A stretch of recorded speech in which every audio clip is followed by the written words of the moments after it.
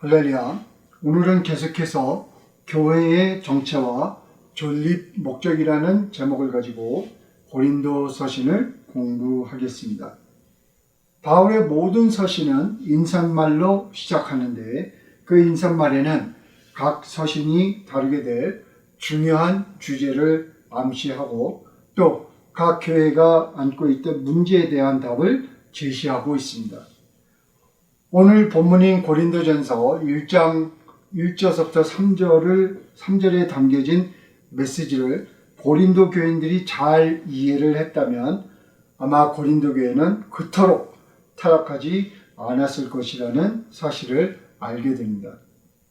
오늘 공부하려는 고린도전서 1장 1절부터 13절을 통해서 교회의 정체와 교회의 존립 목적을 살펴보는 시간을 가지려고 합니다.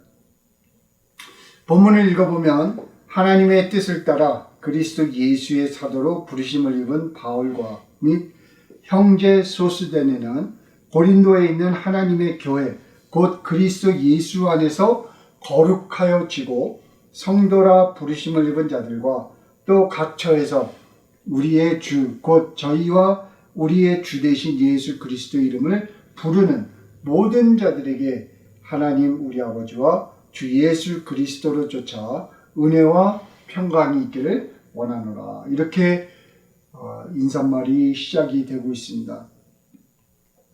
그래서 1장 1절을 보게 되면은 우리가 볼 수 있듯이 그 사도 바울은 자신이 원해서 사도가 된 것도 아니고 어떤 세상 사람들이 사도가 되라고 해서 사도가 된 것이 아니고 하나님의 뜻을 따라 예수 그리스도의 사도로 부르심을 받았다 이렇게 말하고 있습니다. 그래서 사도 바울의 사도권은 바로 하나님과 예수님께서 선택하고 부여한 그런 직분이라고 말을 하고 있습니다. 그래서 우리가 알듯이 그 헬라어로 사도라고 하는 말은 어떤 누군가를 대표해서 또는 누군가로부터 보냄을 받은 사람을 말하고 있는데 사도 바울은 자기는 하나님과 예수님이 복음을 이방인들에게 전하라고 하는 직무를 부여하고 보낸 사람이라는 것을 1장 1절에서 강조를 하고 있습니다. 사도 바울이 자기 자신의 사도권을 지금 변화하고 있는 이유는 우리가 앞으로 공부하면 알겠지만 고린도 교인들이 사도 바울의 사도권을 부인했기 때문에 지금 이 말을 강조하고 있습니다. 그래서 고린도 교인들은 사도 바울은 진짜 사도가 아니네, 사도로서의 어떤 그 증거가 없네, 뭐 이런 식으로 사도 바울을 공격하면서 당신은 사도가 아니다 이런 결정을 내리고 사도 바울을 대적했기 때문에 지금 사도 바울은 서신 첫 글에서 자기가 어떻게 사도가 되었는가를 설명해 주고 있습니다. 그러면서 이 편지는 바울이 혼자 쓰는 것이 아니고 소스데네라고 하는 그 형제와 함께 공동으로 고린도에 보내는 편지라고 말을 하고 있는데 이 소스데네는 그 사도행전 18장을 보게 되면은 바울이 고린도 교회를 설립할 때 회당에 들어가서 예수님이 바로 선지자들이 예언했던 그 메시아라는 것을 가르칠 때 그 사도 바울의 말을 듣고 변화를 받은 사람이에요. 그래서 후에 교회를 세울 때 사도 바울에게 큰 힘이 되어준 그런 사역자였습니다. 그래서 아마 고린도 교인들이 잘 알 뿐 아니라 존경하는 인물이었을 거예요. 그래서 그 소스데네가 지금 바울과 함께 사역을 하면서 아니면 바울에게 보냄을 받아가지고 바울 옆에서 지금 함께 이 글을 쓰고 있다고 바울은 고린도 교인들에게 말해주고 있습니다. 그러면서 우리가 1장 2절을 넘어가게 되면 그 교회의 정체성과 교회의 존립 목적을 사도 바울이 밝혀주는 중요한 문구가 기록이 되어 있는데 1장 2절을 다시 한번 읽어보면 고린도에 있는 하나님의 교회 곧 그리스도 예수 안에서 거룩하여지고 성도라 부르심을 입은 자들과 또 각처에서 우리의 주 곧 저희와 우리의 주 되신 예수 그리스도 이름을 부르는 모든 자들에게 이렇게 기록하고 있는데, 여기서 오늘 우리가 좀 신경을 쓰려고 하는 문구는 하나님의 교회예요. 바울은 고린도에 있는 교회를 어느 그 고린도 교회를 세운 바울의 교회라고도 하지 않고 아볼로의 교회라고도 하지 않고, 이 교회는 바로 하나님의 교회이다라고 말을 하고 있는데, 그 하나님의 교회라고 하는 그 말에 담겨 있는 영적 의미를 오늘 우리가 공부하는 것이 중요합니다. 그래서 그 하나님의 교회라는 말이 담고 있는 영적 의미를 공부하려면 우리가 구약으로 돌아가야 되는데, 예를 들어서 레위기 4장 14절을 보게 되면, 그 범한 죄를 깨달으면 회중은 수송아지를 속죄제로 드릴지니 그것을 회막 앞으로 끌어다가, 이렇게 말하는데 여기서 중요한 말이 뭐냐면 회중이에요. 그 사람들이 모임이라는 것이죠. 집회, 영어로는 assembly, congregation, 사람들이 모이다, 그 모임을 의미하고 있습니다. 그러면서 이 회중의 성격, 이 회중의 정체성을 그 구약이 발전하면서 그 의미를 아주 정리해가는 것을 우리가 볼 수 있는데, 레위기 23장 7절을 보게 되면은 그 첫날에는 너희가 성회로 모이고 아무 노동도 하지 말지며, 이렇게 기록하고 있습니다. 그래서 이스라엘 민족이 모이는 그 모임은 그냥 일반 사람들이 놀기 위해서 또는 어떤 문화적인 행사를 갖기 위해서 모이는 것이 아니고, 바로 성회, 즉 거룩한 모임이 되어야 된다고 지금 성경은 말을 하고 있는데, 우리가 민수기 16장 3절을 보게 되면 그 의미가 어디로 결론을 내리는지를 보게 됩니다. 그래서 16장 3절 보게 되면, 그들이 모여서 모세와 아론을 거슬러 그들에게 이르되 너희가 분수에 지나도다. 회중이 다 각각 거룩하고 여호와께도 그들 중에 계시거늘 너희가 어찌하여 여호와의 총회 위에 스스로 높이느냐, 이렇게 말하고 있거든요. 그래서 여호와의 총회라고 하는 것은 두 가지 의미가 있는데, 오늘 제가 강조하고 싶은 건 뭐냐면, 이스라엘 민족이 하나님으로부터 선택을 받고 부름을 받아서 모였을 때 그 모임을 구약에서는 여호와의 총회 또는 여호와의 집회, 여호와의 회중 등으로 묘사를 하고 있습니다. 그러니까 일반적인 모임이 아니고, 사람들이 원해서 모이는 모임도 아니고, 정치적인 모임도 아니고, 바로 하나님께서 부르셨고 하나님이 선택한 사람들을 불러 모아서 하나님이 그들에게 원하시는 것을 알려주는, 제사함을 해주는, 서로 소통을 하는 그런 귀한, 거룩한 그런 특별한 모임이라는 것을 성경은 강조를 하고 있습니다. 그래서 구약에서 얘기하는 하나님의 회중, 하나님의 집회, 하나님의 이스라엘, 하나님의 총회, 이런 것들을 의미할 때는 그 모임은, 그리고 그 모임에 초대받은 사람들은 일반 사람들의 모임이 아니고 세상적인 모임도 아니고, 바로 하나님께서 뜻이 있으셔서, 목적이 있어서 하나님과 관계 속에서 만나는 특별한, 거룩한, 귀한 모임이라는 것을 성경은 강조를 하고 있습니다. 그래서 중요한 부분은 뭐냐면은, 여호와의 총회 또는 여호와의 집회, 여호와의 회중, 그 이스라엘 민족의 그 모임을 가리킬 때 쓴 이 문구를 히브리어에서 헬라어로 번역하는 과정에서 그 모임이라는 단어를 에클레시아라는 단어로 쓰고, 그 앞에 하나님의 그 이름을 붙여서 그 모임은 하나님으로부터 부름을 받은 사람들의 모임, 아주 특별한 모임이라는 것을 강조를 하고 있습니다. 그래서 에클레시아라고 하는 단어는 당시 일반적으로 사람들이 모일 때 그 모임을 의미하는 단어였어요. 어떤 교인들의 모임이 아니고 그냥 일반 모임을 가지면 그것을 에클레시아라고 했는데, 나중에 이제 교회가 번성하고 교회가 확장이 되면서 그 에클레시아라는 단어만 써도 교회라는 것, 예수님의 이름으로 모인 사람들이라는 것을 사람들이 인식을 했지만 사도 바울이 이 편지를 쓸 당시에는 아직 그런 단계까지는 가지 않았기 때문에 사도 바울께서 교회를 예수님을 믿는 사람들의 모임이라는 것을 확인시켜 주기 위해서는 그 구약에서 사용되었던 하나님의 교회라는 이름을 붙였던 것을 우리가 알 수가 있습니다. 그래서 바울이 지금 하나님의 교회라고 하는 그 말을 사용한 것은 본인이 만들어낸 얘기가 아니라 구약을 아주 잘 알고 있던 바울이 그 하나님으로부터 택함을 받고 부름을 받고 또 보냄을 받는 그 특별한 사람들의 모임을 의미하는 그 중요한 문구라는 것을 알고 지금 고린도 교인들에게 그 문구를 적용하고 있다는 것을 우리가 아는 것이 중요합니다.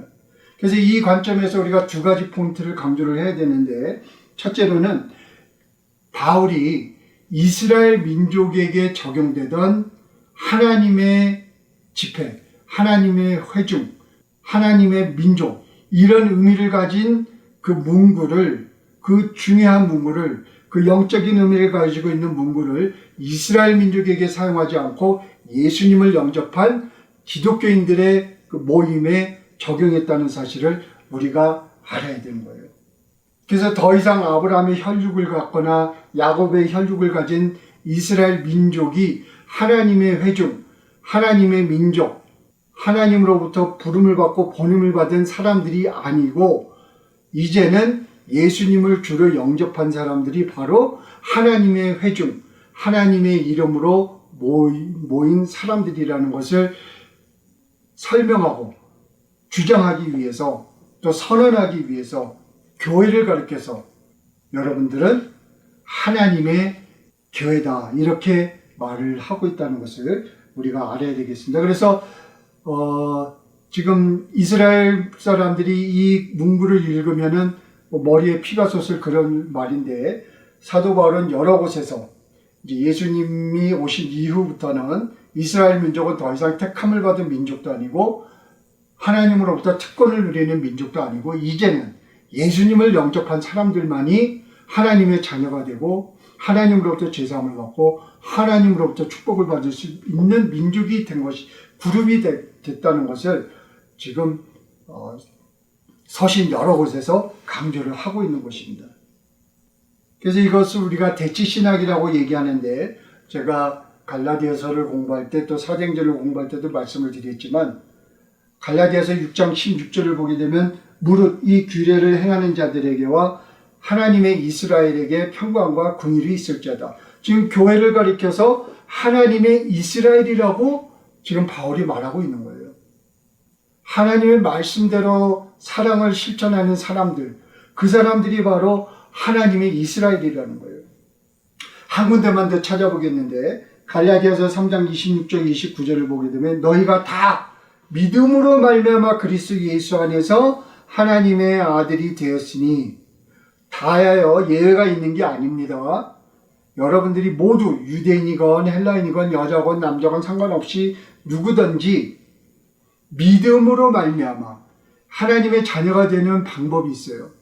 근데 그 방법은 유일하다는 거예요. 뭐예요? 믿음으로 말미암아 그리스도 예수 안에서, 그리스도 예수 안에서라는 말은 예수님으로부터 예수님이 흘리신 보혈의 그 은혜를 입은 사람들을 말을 하는 것이죠. 그래서 예수께서 흘리신 보혈로 죄사함을 받고 그 예수를 주로 영접한 사람들이 하나님의 아들이 되었으니 누구든지 그리스도와 연합하여 세례를 받은 자는 그리스도로 옷 입었느니라. 너희가 유대인이나 헬라인이나 종이나 자유자나 남자나 여자 없이 다, 예외가 없습니다.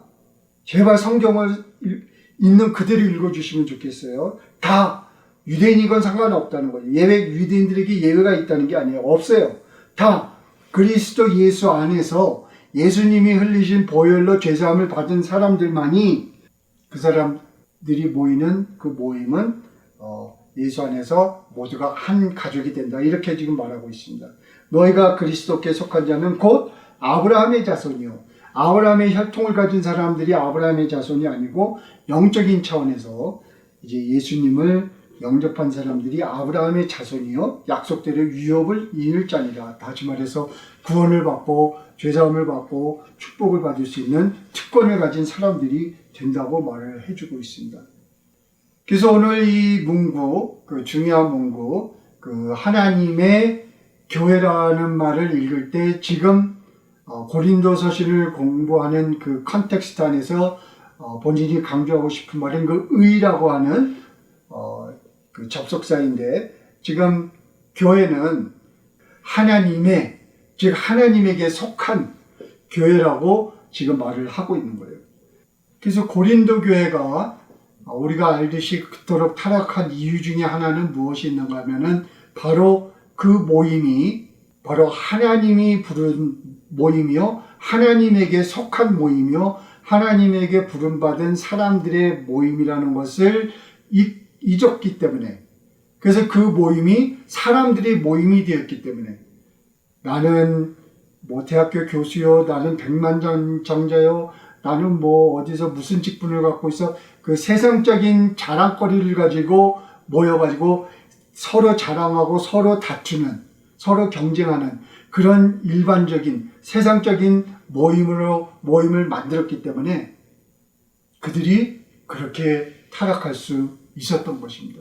그들이 만약 교회란 하나님에게 속한, 하나님으로부터 부름을 받고 하나님의 말씀을 공부하고 하나님께 기도하는, 그리고 하면서 하나님의 말씀을 공부해서 세상으로 보냄을 받는 그런 귀한 모임이라는 것을 알았었더라면 그토록 타락하지 않았을 것이라고 사도 바울은 지금 지적을 하고 있는 것이에요.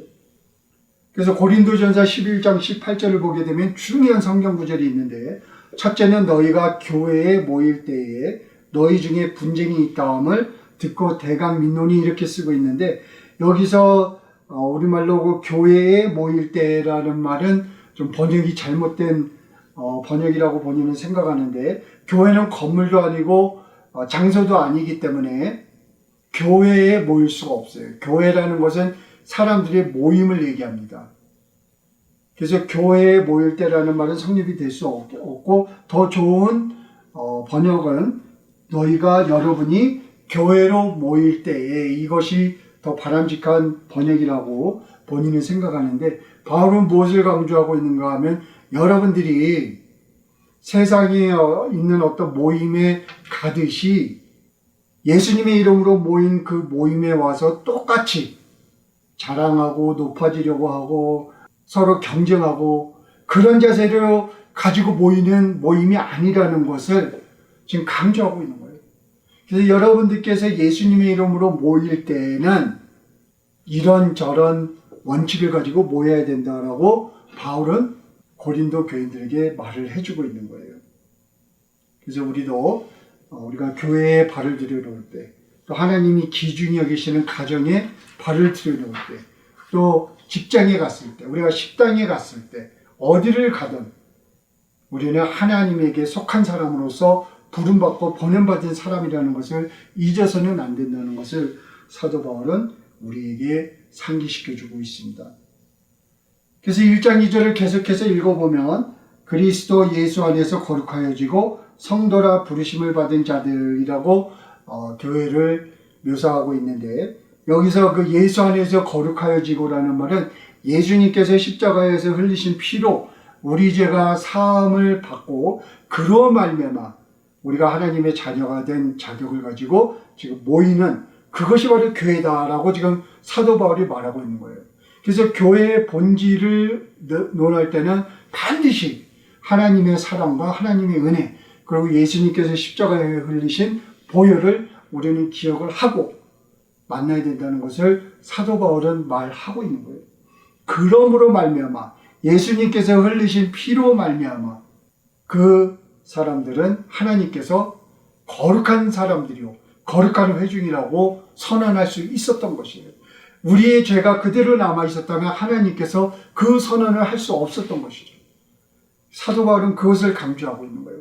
그래서 예수 안에서라는 말은 하나님의 사랑, 하나님의 은혜, 예수님의 피 흘림을 포괄적으로 표현하는 그 말이라는 것을 우리가 기억하는 것이 중요합니다. 그래서 예수님께서 흘리신 보혈로 말미암아 거룩해진 우리가 성도라 부르심을 받은 자들이라고 사도 바울은 말하고 있는데, 성도라는 말은 거룩한 사람들이라는 얘기거든요. 그래서 오늘 이 성경 구절을 바르게 이해하기 위해서 거룩이라고 하는 단어가 가지고 있는 그 영적 의미를 우리가 먼저 공부를 해야 되는데, 그래서 거룩이라고 하는 단어의 그 영적 의미를 해석하기 위해서는 우리가 구약을 공부를 해야 되는데, 구약에서 얘기하는 거룩이라고 하는 것은 본질적으로 우리 사람들에게 적용될 때, 그러니까 하나님에게 적용될 때하고 사람들에게 적용될 때하고 그 의미가 달라요. 그 기능이 달라요. 그래서 하나님에게 적용될 때는 정말 거룩한 분, 말 그대로예요. 죄성이 없으시고 티끌 하나 없으신 아주 본질이 희석되지 않은 거룩한 하나님을 의미를 하지만, 사람들에게 적용될 때는 본질적으로 그 거룩하다는 말은 구분되다, 분리되다, 이런 의미를 가지고 있습니다. 그래서 예를 들어서 여러분들, 우리가 집을 짓지 않습니까? 집을 질 때 뭐 나무도 쓰고 흙도 쓰고 뭐 쇠도 쓰고 뭐 여러 가지 기구들을 써가지고 우리가 집을 짓는데, 우리 일반 사람들이 사는 집을 질 때 그냥 집일 뿐이에요. 그런데 우리가 어떤 건물을 질 때 이 건물은 하나님께 제사를 드리기 위해서 짓는 건물이다. 즉 일반 건물들과 구분해서 하나님께 드려지는, 또나 하나님과 연관을 갖는 그런 건물을 우리가 짓게 되면 그 건물은 이제 거룩한 건물이라고 이름을 붙이는 거예요. 집에서 일반적으로 사용하던 식기를 하나님께 제사 드리는 식기로 분류가 되고 구분이 돼서 특별한 기능을 갖는 도구로 사용을 하게 되면은, 얼마 전까지는 일반적으로 사람들이 손대고 입대고 만지고 하던 그런 식기가 이제는 거룩한 식기로 구분되는, 분류되는 그런 상황이 일어나는 것입니다. 일주일에 7일이 있는데 다 똑같죠. 알고 보면 다 똑같은데 하루를 하나님께 예배드리는 날로 정하게 되면은, 그날은, 그 하루는 다른 일반 6일과 구분되는 특별한 의미를 갖게 됩니다. 그래서 그 구분된다는 것을 그 거룩하다는 말은 하나님께 드려지기 위해서, 또는 하나님과의 특별한 관계를 갖기 위해서 일반 사람들과 구분되는 그 상황을 의미를 하는 것이에요. 그래서 구약에 근거한 거룩이라고 하는 의미의 영적 의미는 바로 하나님께서 어떤 특정한 사람들을 하나님의 일을 하기 위해서 부르셔서 일반 사람들과 구분짓고 그들을 불러서 그들에게 하나님께서 그들이 세상에서 해야 하는 일들을 알려주시고 세상으로 보내는 그 전체적인 과정을 바로 거룩이라고 말을 하고 있는 것이에요. 다시 반복해서 말씀드리지만, 세상 사람들 또는 일방적인 것들과 구분된, 분리되다, 이것이 바로 거룩이라는 의미를 가지고 있습니다. 그래서 사도행전 13장 2절을 보게 되면, 주를 섬겨 금식할 때에 성령이 가라사대 내가 불러 시키는 일을 위하여 바나바와 사울을 따로 세우라. 바나바와 사울을 분류해라. 다른 사람들과 구분해라. 왜? 내가 이 사람들을 선택했고 이 사람들에게 내가 특별한 의무를 부여해서 세상에 보내려고 한다. 그 목적을 위해서 구분된 사람들이다. 이렇게 지금 말을 하고 있는 거예요. 그래서 거룩하다라는 단어를 성경적으로, 영적으로 정의를 내린다면은 하나님의 일을 하기 위해서 하나님께서 세상 사람들과 구분해서 부른 사람들, 그리고 그 사람들에게 하나님께서 세상에 나가서 할 일을 부여해주는 그런 특별한 임무를 맡은 사람들을 의미를 하는데, 거룩이라고 하는 말은 우리가 뭐 본질적으로 뭐 죄가 없는 사람들이 되고 도덕적으로 훌륭한 사람이 되고 뭐 능력이 있고 그런 것을 그런 차원에서 거룩이라는 말을 사용하는 것이 아닙니다. 그래서 하나님의 도구예요. 하나님이 사용할 사람들, 그 사람들이 바로 거룩한 사람들이에요. 그 사람들이 어떤 본질적으로 뭐가 변해가지고 특별한 사람으로 변한 게 아니라 인생의 목적, 인생의 가치관, 세상을 살면서 나에게 중요한 일들, 이런 것들이 일반 사람들하고 구분된 사람들을 의미하는 것입니다. 그래서 여러분과 제가 기억을 해야 되는 것은 하나님께서 여러분들과 저를 선택하셨어요. 거룩한 사람들로 분류를 해주셨습니다. 그래서 우리에게 성경을 통해서 우리가 이 세상을 살아가는 동안에 지켜야 할 그 원리 원칙들을 가르쳐 주신 거예요. 그것을 한마디로 요약한다면 사랑이라고 말할 수 있을 것입니다. 그래서 우리가 가정의 아내로, 남편으로, 부모로, 직장의 사장으로, 직원으로, 식당에 가서 손님이건 주인이건 일하는 사람이건 또 교회에 보내졌을 때 우리는 늘 기억을 해야 돼요. 우리는 하나님의 사람이에요. 하나님에게 속한 사람들입니다. 하나님이 우리를 선택해서 부르셔서 식당에서, 직장에서, 가정에서 세상 사람들과 구분되는, 분리되는 가치관을 가지고, 목적을 가지고 삶을 살아가는 그런 사람들로 하나님께서 우리를 부르셨다는 것을 기억을 해야 되겠습니다. 고린도 교인들은 이것을 잃어버렸기 때문에 우리가 입에 담을 수 없는 죄를 지었던 것이에요. 그래서 에베소서 4장 2절에서 사도 바울은 우리에게 말하기를 그러므로 주 안에 갇힌 내가 너희를 권하노니 너희가 부르심을 입은 부름에 합당하게 행하여 이렇게 말하고 있어요. 하나님에게 선택받은 사람, 하나님으로부터 보냄을 받은 사람답게 가정에서, 직장에서, 사회에서, 교회에서 행동을 보이라는 것을 사도 바울은 강조하고 있는 거예요.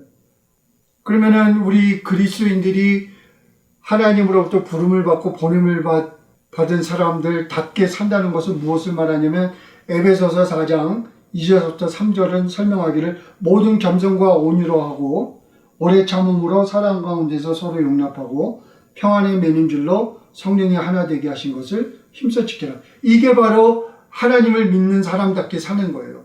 예수님을 주로 영접한 사람답게 사는 거예요. 남편이 아내를 대할 때, 아내가 남편을 대할 때, 우리가 사회에서 여러 가지 이유와 여러 가지 목적으로 사람들을 우리가 만날 때, 우리가 모든 겸손과 온유로 하고, 오래 참음으로 사랑 가운데서 서로 용납하고, 평안에 매는 줄로 성령이 하나 되게 하신 것을 힘써 지켜라. 하나님의 일을 하는데 열심을 내라는 거예요. 사랑하는 일에 열심을 내라는 거예요. 그 사랑의 그 정의는 너무 이제 포괄적이죠. 그래서 결국에는 하나님의 그 부르심을 입은 사람답게 산다는 것은 사랑하는 사람이 되라는 말과 동일하다고 본인은 생각하고 있습니다. 그래서 교회를 하나님의 교회라고 묘사하는 사도 바울이 가지고 있는 그 생각, 그 신학적인 논리, 그 의미를 우리가 정리를 한다면 교회는 예수님이 흘리신 보혈과 하나님의 사랑으로 말미암아 구원받은 사람들의 모임이며 예수님이 보여주신 희생적인 사랑을 가정과 직장과 사회와 교회에서 실천함으로 세상 사람들이 우리를 보고 하나님께 영광을 돌리게 하기 위해서 일반 사람들과 구분되고 부름받고 보냄을 받은 사람들의 모임이다. 이렇게 정의를 내릴 수 있을 것입니다. 그래서 그러면 교회의 존립 목적은 무엇인가? 제가 여러분들과 기회가 있을 때마다 말씀을 드리지만 에베소서 4장 11절부터 13절은 교회의 존립 목적을 너무 잘 설명해주고 있는 성경 구절이에요. 그가 혹은 사도로 혹은 선지자로 혹은 복음 전하는 자로 혹은 목사와 교사로 주셨으니 교회에 많은 직분을 가진 사람들을 하나님께서 보내주셨다는 것이죠. 그 이유는 성도들을 온전케 하며 그러니까 거기에 모인 성도들을 말씀으로 교육을 시켜서 온전케 하며 사랑을 실천하는 사람들로 만든다는 것이죠. 훈련시킨다는 것이죠.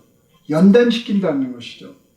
그래서 목사님이랑 장로님 뭐 이런 분들이 있고 교회가 운영되는 목적은 우리가 지금 얘기하는 일반적인 예배를 드리기 위해서 모이는 것이 아니고 성도들이 가정과 직장과 사회와 교회에서 사람들과 모였을 때, 만났을 때 사랑을 온전하게 실천할 수 있는 성숙한 사람들로 훈련하기 위함이라고 지금 말하고 있는 거예요.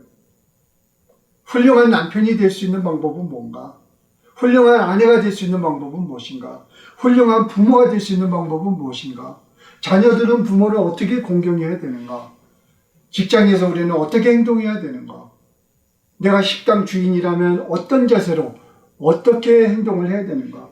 이런 것들을 공부를 하고 훈련을 받아서 우리의 생활터전으로 보냄을 받았을 때 가정과 우리가 속한 모든 공간 속에서 사람들을 존중해주고 사람들을 행복하게 해주는 그런 하나님의 사랑의 에이전트가 되기 위해서 우리가 훈련을 받는 그곳이 바로 교회요.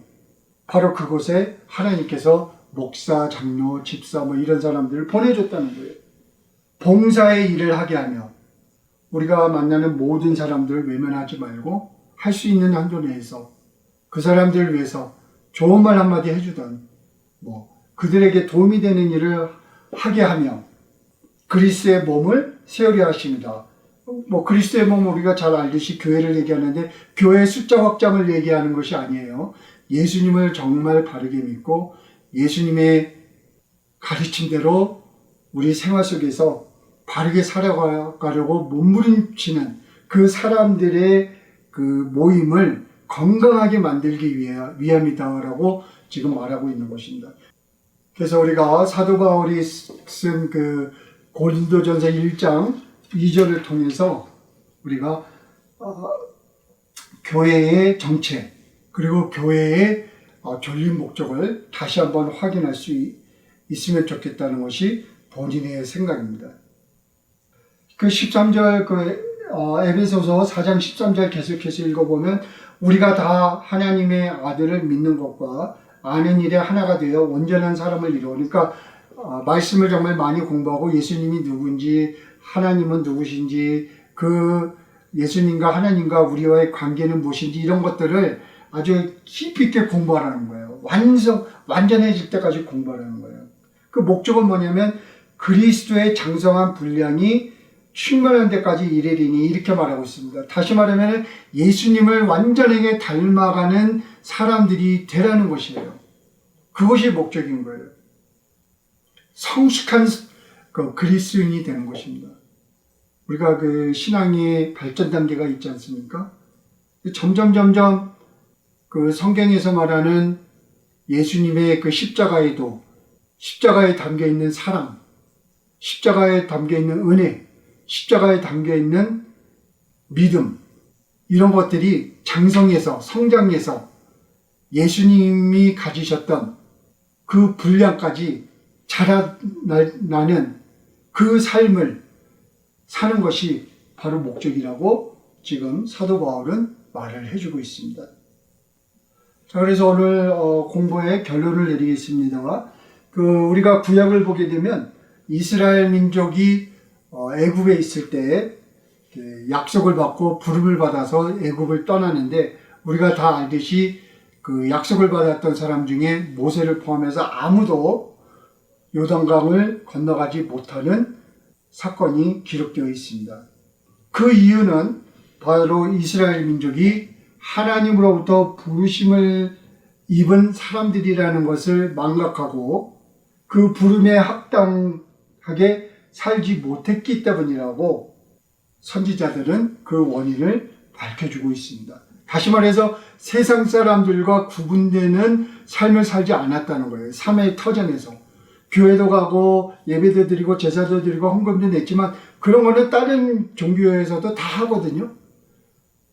그러니까 그것과는 구분되는 독특한 사람들로서 살아가야 했는데 그래서 그들을 보고 사람들이 저 사람들 정말 바르게 산다.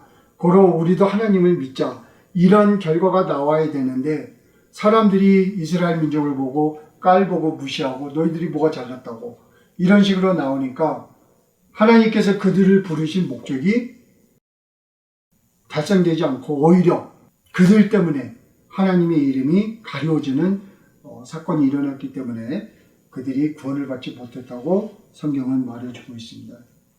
그래서 고린도서신을 보게 되면 지금 사도 바울이 지적하는 것이 두 가지가 있는데, 하나는 그 고린도 교인들이 이름은 예수님의 이름으로 모이는데 예수님과의 그 관계가 전혀 없는, 하나님과의 관계가 전혀 없는, 일반 사람들과 구분되지 않는 그런 모임을 갖고 자기들을 나타내는 어떤 종교적인 일에 너무 열성을 품었던 거예요. 나는 방언을 잘하네, 나는 11조를 잘 내네, 나는 성경을 많이 읽었네, 나는 모임에 자주 참여하네. 그런데 그 고린도서신의 가장 중요한 장이라고 할 수 있는 고린도전서 13장에서 사도 바울이 무엇을 지적합니까? 여러분들은 지금 하나님 앞에 그다지 중요하지 않은 일에 그렇게 열성을 내지만 하나님이 가장 중요시 여기는 그 유일한 사랑이라는 것만 실천하지 않고 여러분들이 다른 일에 열성을 내어 모임을 갖고 있다고 지적을 하면서 믿음, 소망, 사랑, 그 중에 제일은 사랑이라는 것을 사도 바울이 밝혀주고 있는 것입니다. 그래서 교회의 정체와 존립 목적을 여러분들과 저는 사도 바울이 말한 하나님의 교회, 거룩한 성민, 이런 문구 속에 담겨있는 영적 의미를 생각함으로 말미암아 우리가 하나님 앞에 바르게 사는 그런 사람들이 되도록 노력하는 여러분과 제가 되기를 주님의 이름으로 축원합니다. 감사합니다.